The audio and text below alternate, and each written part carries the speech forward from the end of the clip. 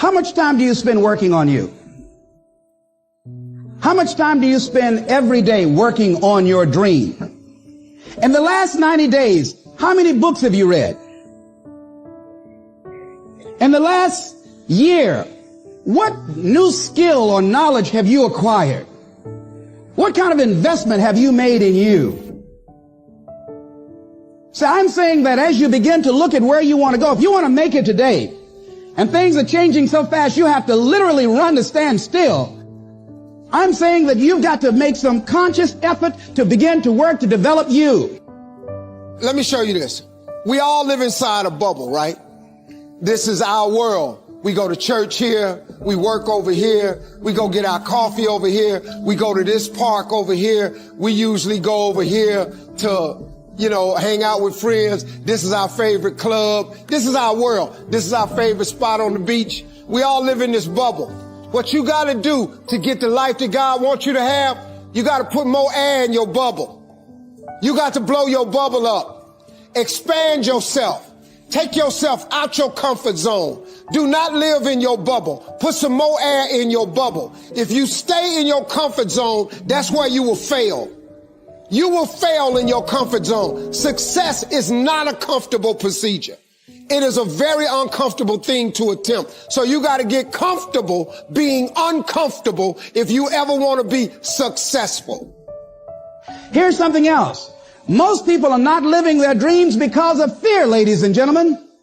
I was in Columbus, Ohio yesterday speaking for a particular Ohio department. Young lady named Karen who greeted me, who organized the event. Very talented, very skillful.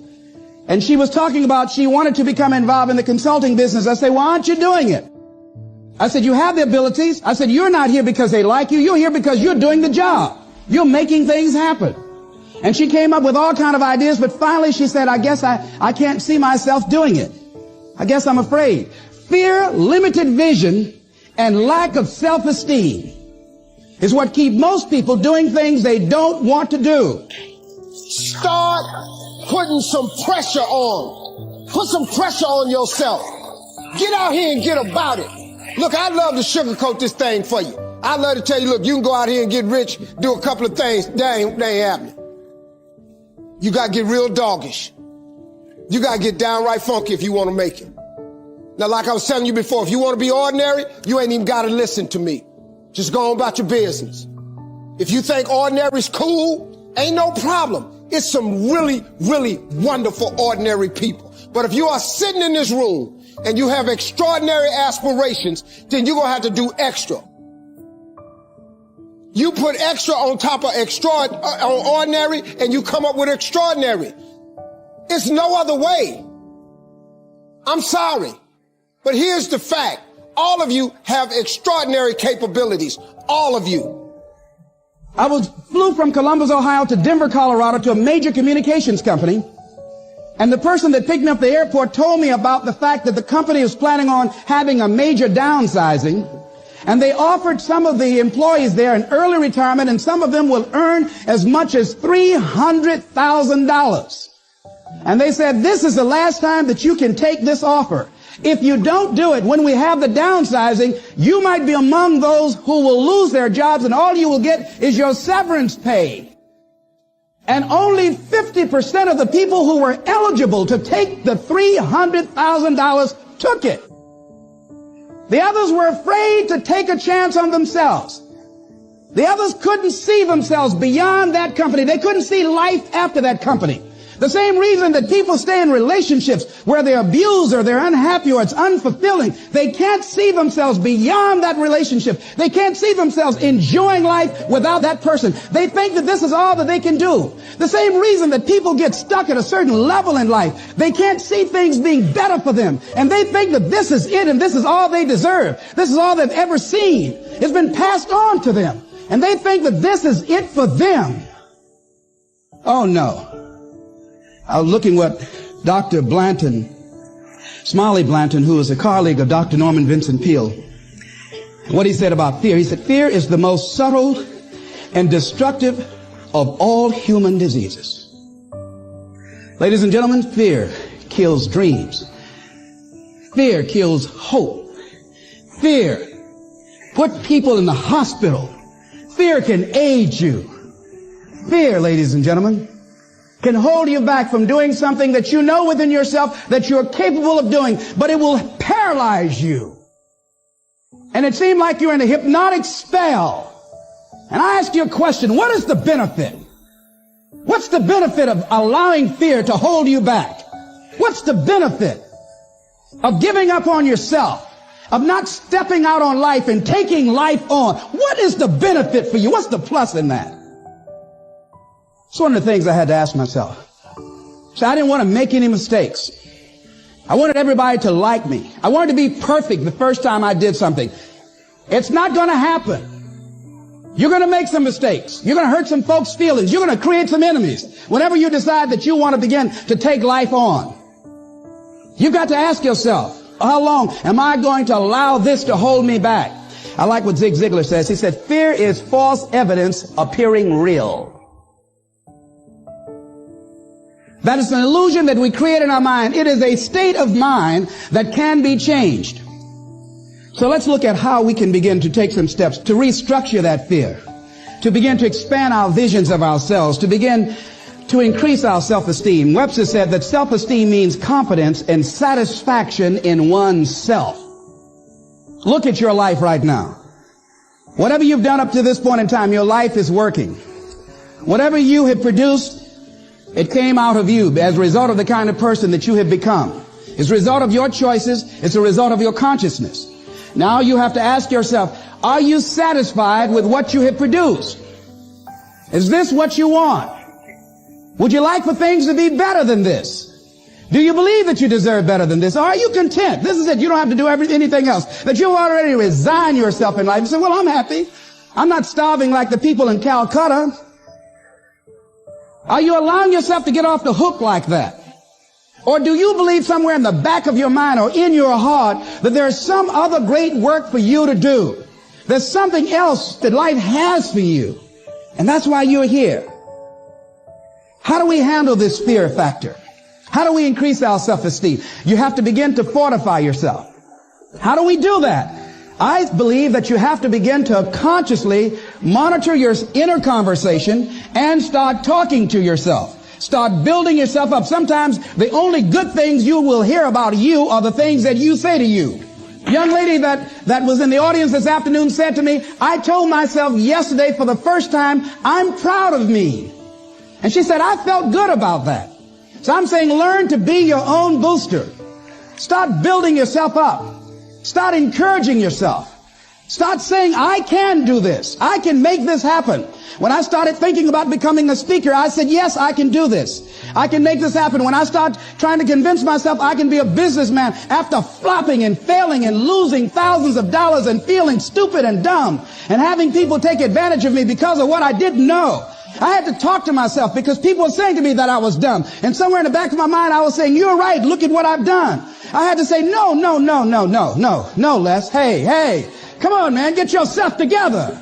You can handle this. You just haven't figured it out yet. It's all right. This is your training period. This is the tuition you have to pay for what you don't know. You can do this. Other people have done it. It doesn't take an Einstein. Get you some people that can teach you some stuff that you don't know. Get you some people that have done it successfully and learn from them. Take some seminars, workshops, read some books on how to manage a business. Change the way you see yourself and begin to tend to the personal details. Understand that nobody's going to take care of your business better than you. Dreams are what caused thousands of people to leave their homes and families and start over in a land where anything was possible. To this day, dreams continue to bring people to our land of opportunity, to a country where you can start with little and end up with a lot, to America. Don't you sometimes wonder why so many immigrants who come to America can build a new life and a fortune while many of the people who were born here are barely surviving? They have a dream, a defined goal, ambition. I'm sure you've heard the saying, fish and company start to stink in 3 days. Well, that was one of hundreds of Ben Franklin's comments on life. Another was, diligence is the mother of good luck. You know, it's amazing how hard-working, smart-working people have all the luck. We sometimes hear of a brand-new musical group, an overnight success. They must have been in the right place at the right time, knew the right people, had a friend to help them out. But if you've ever watched an interview with some of these folks, you'll probably hear that their overnight success took several years. Diligence is the mother of good luck. Now, in addition to these witticisms, Ben Franklin gave us 3 principles of success and ambition that have withstood the test of time. Number 1, happiness doesn't come from big pieces of great success, but from small advantages hammered out day by day. What Mr. Franklin is saying here is that we must be happy with what we've got when we're in pursuit of what we want. Too often we say, "Oh, I'll be happy when I just get that promotion. I'll be happy when I just land that contract. I'll be happy when I just have more money. I'll be happy when I just..." Just what? You won't be any happier when you reach your goals than you are right now. It just doesn't work that way. Abraham Lincoln said it best. He said, "You'll be as happy as you make up your mind to be." Right now, whether you're on your way, whether you've already gotten there, you'll be as happy as you make up your mind to be now. Right now. Being happy on the way doesn't mean you can't aim for great things. After all, look at everything Franklin accomplished in his lifetime. It means that big achievements come one small advantage at a time. It means that you've got to enjoy the journey. It means that you must enjoy and take pride in your little accomplishments. It means enjoying who you are becoming in pursuit of your eager desire, every day, every single day. Ben Franklin's second principle said that life is plastic. Within each of us is the power to mold ourselves and mold our environment. It is up to each of us to begin this molding process with a final product in mind. And it is within our power to work it and form it every minute, every day, every month, every year. By using your mind and your abilities and your attitude to work a little each day on molding your life, you'll soon see how magnificent your power is to gain those small advantages each day, the little steps it takes to build up to success. Principle number 3, success is a pleasure. If what you are doing today isn't satisfying, gratifying, guess what? You're really not successful. If you are not fulfilled with what you are doing today, you cannot possibly be successful. It doesn't matter how many worldly possessions you may have, how many cars, how many toys, how much money.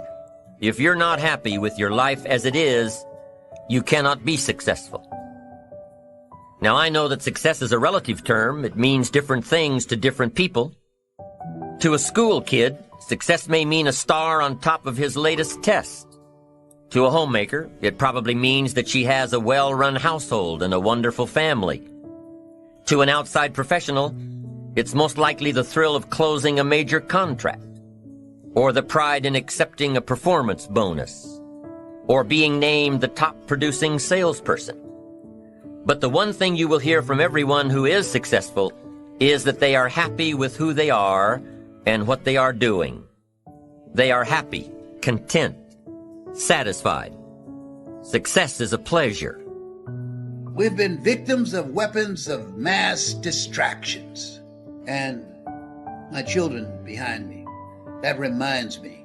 Took a minute. Well, I try and sit down. You either do or you don't. It's a process to achieve mastery. It's a process. And quitting does not make it any faster. You got to be willing to go all in for you, for your family, for a better life, for freedom. Or you're calling your own shots where I just got tired of somebody telling me what time to be there, how long I could have a lunch break for, how much I'm worth. I had to ask for permission to go on vacation. I remember one time I did all the right things and asked in advance for vacation, and then he said no. Why? Y'all don't have to answer that. I just said no. And I remember going back to my desk, and I wrote probably 600 times. I'm getting up and out of here. Nobody's going to treat me like I'm a child, like I'm nothing. remember one time they cut my salary, said, you making too much money. Excuse me? I remember at the time, listen, remember now, I'm 76. If you were an African American, you could not buy a newer car than the person you were working for. They would fire you. They've done so many demeaning things to us. That's why Richard Wright said, the impulse to dream has been slowly beaten out of me through the experiences of life. It's a miracle we are not crazy. It's a miracle. That's why you got to be hungry. And this day where we are right now, the people that are evil, the people that are of darkness, the people that are going all out to stop us, to hold us down, we got to be more determined and stronger and be willing to do whatever it takes to live our dreams and create a future for our children. You got to be stronger than the forces working against you. Can't take any breaks. No, absolutely not. This is the new way of being. This is different. This is a fight. I remember I was at a fight at Douglas Elementary School. I'll never forget with a guy.